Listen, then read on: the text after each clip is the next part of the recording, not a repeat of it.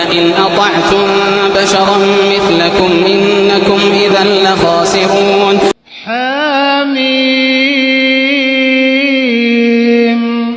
Hello বন্ধুরা, আপনারা সবাই কেমন আছেন? আশা করি সবাই অনেক অনেক ভালো আছেন। আমি মাহাদি হাসান আপনাদের সামনে আরো একটি নতুন ভিডিও নিয়ে হাজির হলাম। আজকে আমি আপনাদেরকে জানাবো বিশ্বের সেরা 5 জন কারীর কথা।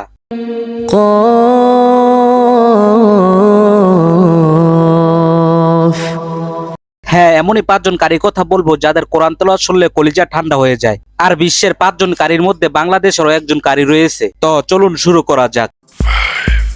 خالدين فيها وعد الله حقا وهو العزيز الحكيم এই কারীর নাম হলো মুহাম্মদ ইয়াসির আল দাউসারি। তিনি বর্তমানে মসজিদুল হারাম কাবা শরীফের দ্বিতীয় ইমাম ও খতিব হিসেবে নিয়োজিত আছেন।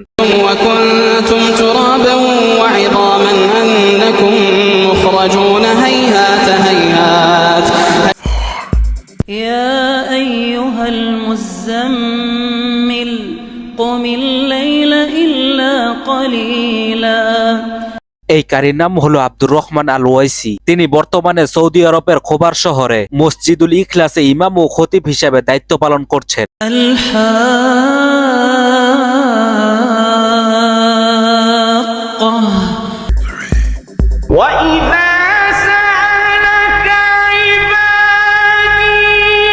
হ্যাঁ, আমরা এই কারী সম্পর্কে সবাই জানি। এই কারীর নাম হলো কারী আব্দুল বাসিত, যার সুমধুর তেলাওয়াত শুনে সবাই বেহুশ হয়ে গিয়েছিল।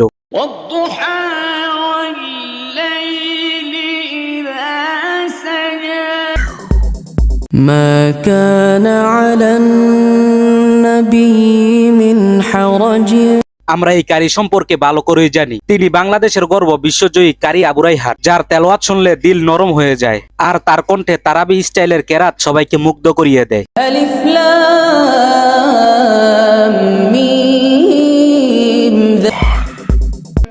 وما ذلك على الله بعزيز আর এই কারীর নাম আব্দুর রহমান আল সুদাইস। তিনি বর্তমানে মসজিদুল হারাম কাবা শরীফের প্রধান ইমাম ও খতিব হিসেবে দায়িত্ব পালন করছেন। তার সুমধুর কণ্ঠের কেরাত শুনে বিশ্বের প্রত্যেকটা ইমামই তার মতো কেরাত পড়ার চেষ্টা করে। يا أيها الناس أنتم الفقراء